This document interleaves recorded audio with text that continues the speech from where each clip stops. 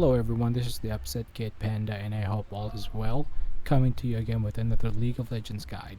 This video came in wonderful timing as it is officially the start of Season 10 for League, and aside from the various features that are being presented, everyone has resetted their rank and is now into climbing up the ladder again. What best way to start the season but by getting knowledge of how to play the game properly and increase your chance of winning the matches that you go through, and to also reduce cancer players in the league.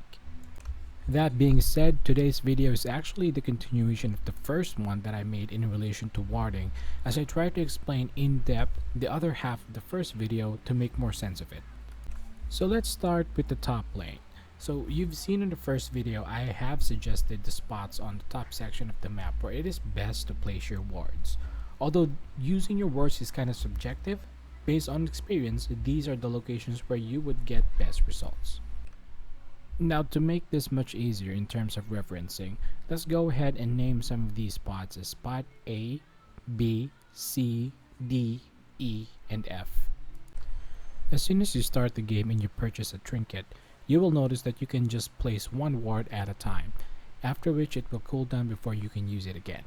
With this in mind, you need to put the ward in the most valuable location where it can save you from ganks, and that spot is spot D. For top laners, this is probably the most useful place where you can put your wards unless you either start winning or losing your lane matchup. Now the other spot where you should put your ward, and it depends if your jungler is doing its job, is spot E. This is where Rift Herald respawns at 9:50 in the game time. You don't have to fight it, but at least ward it if your jungler doesn't. You want to keep an eye for this one as Rift Herald does a good job in pushing, and when abused, it can totally push a lane all the way up to an inhibitor. Now the next part where you should place your ward should be spot B, depending on whether your opponent is really aggressive and is totally using the bushes to surprise you or worse, kill you.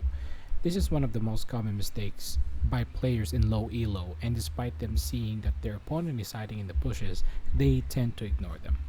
Furthermore, if you're really being pushed all the way towards your turret, you should now ward spot A.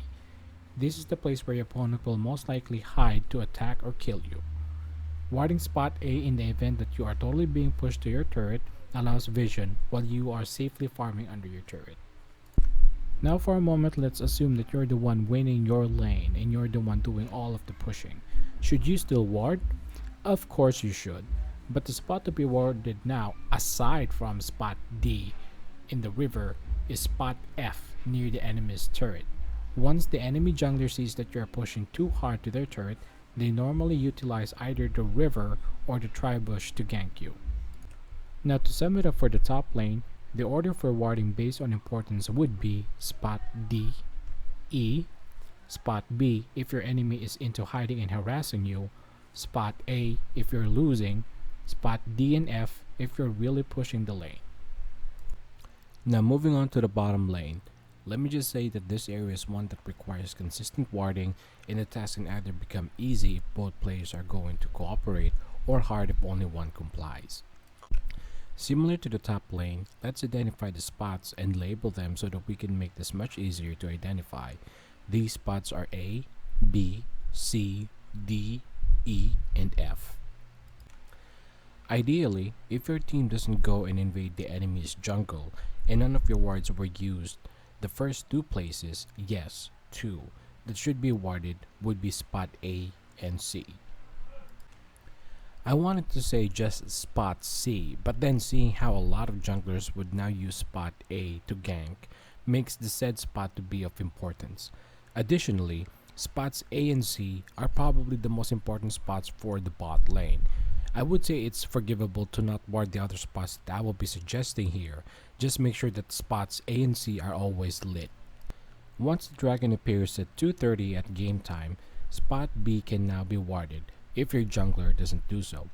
Although I wouldn't really recommend that you ward it at this time, as in most cases your jungler or the enemy jungler wouldn't be able to solve the dragon unless their teammates come and help.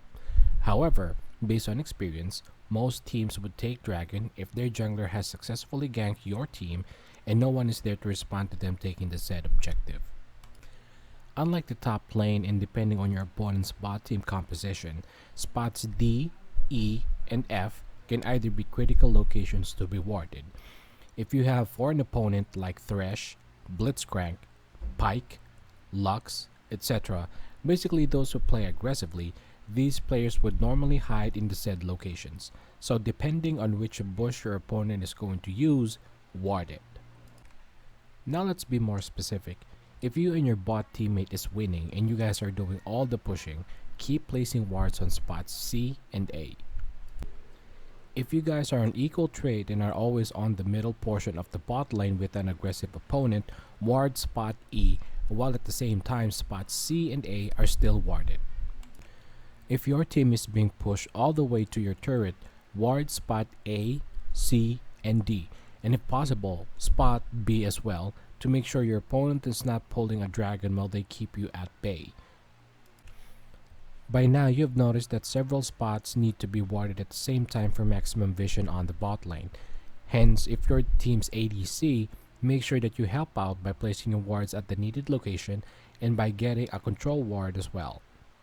Moving on to the jungler part, the use of wards for this role is volatile in the sense that it is really up to you which part of the map you need or want to ward.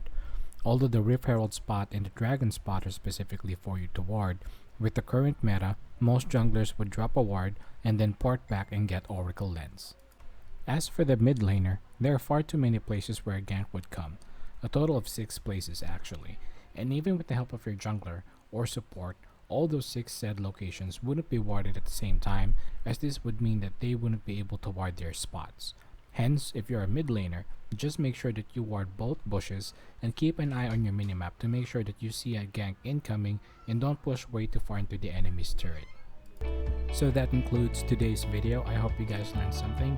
If you like the content and would like to see more, please like the video and share so that we can disseminate the information and stop cancer players.